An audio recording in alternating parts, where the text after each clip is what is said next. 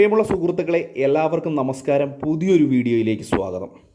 നമ്മുടെ കേരളത്തിൽ ക്ഷേമ പെൻഷൻ വാങ്ങുന്ന എല്ലാ ആളുകളും കണ്ടിരിക്കേണ്ട വളരെ പ്രധാനപ്പെട്ട ഒരു കാര്യമാണ് ക്ഷേമ പെൻഷൻ്റെ സോഷ്യൽ ഓഡിറ്റിങ്ങുമായി ബന്ധപ്പെട്ട്, അല്ലെങ്കിൽ നമ്മുടെ താലൂക്കുകൾ കേന്ദ്രീകരിച്ചുള്ള ഓഡിറ്റിംഗ് ഉണ്ടായിരിക്കുമെന്ന് നമ്മൾ മുൻപ് തന്നെ പറഞ്ഞിരുന്നു.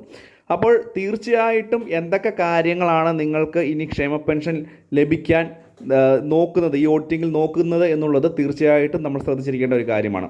ഞാൻ ഈ പറയുവാൻ പോകുന്ന കാര്യങ്ങൾ നിങ്ങൾ ശ്രദ്ധിച്ചില്ല എന്നുണ്ടെങ്കിൽ, അല്ലെങ്കിൽ നിങ്ങൾക്ക് ഉണ്ടെങ്കിൽ, നിങ്ങളുടെയൊക്കെ വീടുകളിൽ ഉണ്ടെങ്കിൽ തീർച്ചയായിട്ടും നിങ്ങൾക്ക് ക്ഷേമ പെൻഷൻ തുക തടസ്സപ്പെടും. അതുപോലെ തന്നെ നിങ്ങളുടെ തുക തിരിച്ചടയ്ക്കേണ്ട സാഹചര്യം ഉണ്ടാവും. അതായത് 18% പലിശ ഉൾപ്പെടെയാണ് മുൻപ് സർക്കാർ ഉദ്യോഗസ്ഥരായിട്ടുള്ള ആളുകൾ ഈ ഒരു തുക കൈപ്പറ്റിയപ്പോൾ സംസ്ഥാനം ധനവകുപ്പ് ഇത് തിരിച്ചു പിടിച്ചിരിക്കുന്നത്.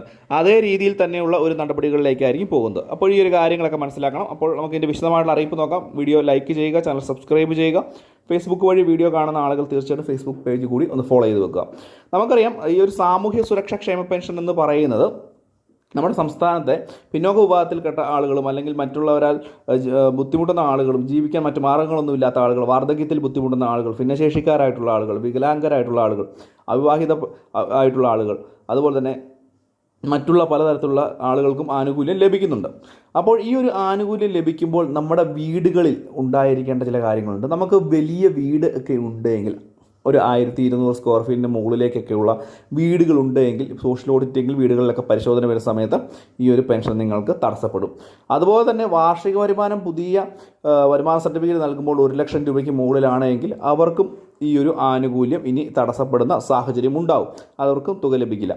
അതുപോലെ തന്നെ ജീവിത മാർഗത്തിന് അല്ലാതെ 4 ചക്രവാഹനങ്ങൾ ഉപയോഗിക്കുന്ന അല്ലെങ്കിൽ വീടുകളിൽ ഉണ്ടെങ്കിൽ അവർക്ക് ഈ ഒരു ആനുകൂല്യം ഇനി അങ്ങോട്ട് ലഭിക്കില്ല. അതും നിങ്ങൾക്ക് തുക ലഭിക്കാതിരിക്കുന്നതിനുള്ള ഒരു പ്രധാന കാരണമായി മാറും. ഒന്നിൽ കൂടുതൽ വാഹനങ്ങളോ ഒന്നിൽ കൂടുതൽ വീടുകളോ ഒക്കെ ഉള്ള ആളുകൾക്കും തീർച്ചയായിട്ടും തുക തിരിച്ചടയ്ക്കേണ്ട രീതിയിലേക്ക് സാഹചര്യങ്ങളുണ്ടാവും. അതുപോലെ തന്നെ വീടുകളിൽ AC വെച്ചിട്ടുള്ള ആളുകൾ, അവർക്ക് തീർച്ചയായിട്ടും ഇനി അങ്ങോട്ട് തുക ലഭിക്കില്ല എന്നുള്ളൊരു കാര്യം കൂടി പൊതുജനങ്ങളൊന്ന് മനസ്സിലാക്കുക. ഇത് കൂടാതെ തന്നെ സാമ്പത്തികമായിട്ട് ഉയർന്ന രീതിയിൽ ജീവിക്കുന്ന ആളുകളാണ് എന്ന് തെളിയിക്കുന്ന മറ്റെന്തെങ്കിലും കാരണങ്ങൾ നിങ്ങളിൽ നിന്ന് കണ്ടെത്തുകയാണ് എന്നുണ്ടെങ്കിൽ യാതൊരുവിധ ദാർഷ്ട്യവുമില്ല, അല്ലെങ്കിൽ യാതൊരു വിധത്തിലുള്ള നടപടിക്രമങ്ങളും ഇല്ലാതെ തന്നെ നിങ്ങളുടെ ക്ഷേമ പെൻഷൻ തന്നെ കട്ട് ചെയ്ത് കളയുന്ന രീതിയിലേക്ക് സാഹചര്യങ്ങൾ എത്തുന്നുണ്ട്. തീർച്ചയായിട്ടും പല ആളുകളും ഒന്നിൽ കൂടുതൽ വീടുകൾ ഉള്ളവരും, അതുപോലെ തന്നെ ഉയർന്ന സാമ്പത്തിക ശേഷിയുള്ളവരും ഒക്കെ പെൻഷൻ വാങ്ങുന്നുണ്ട്. അവർക്കെതിരെയൊക്കെ കർശനമായിട്ടുള്ള നിയമ നടപടികൾ വരുന്നു എന്നുള്ള ഒരു കാര്യം കൂടി ഒന്ന് മനസ്സിലാക്കി വെക്കുക. വളരെ പ്രാധാന്യം അറിയിക്കുന്ന ഒരു അറിയിപ്പാണിത്. ഇത് നിങ്ങൾ മറ്റുള്ളവരിലേക്ക് കൂടി ഒന്ന് ഷെയർ ചെയ്തെത്തിക്കണം. കാരണം ഇതുമായി ബന്ധപ്പെട്ട് അറിയത്തില്ലാത്തവർക്ക് ഇതൊരു സഹായമാകട്ടെ. അപ്പോൾ ഇത്രയുമാണ് പറയുവാൻ വന്നത്. വീഡിയോ ഇഷ്ടപ്പെട്ട ചാനൽ സബ്സ്ക്രൈബ് ചെയ്യുക, വീഡിയോ ലൈക്ക് ചെയ്യുക. മറ്റൊരു വീഡിയോയുമായി വീണ്ടും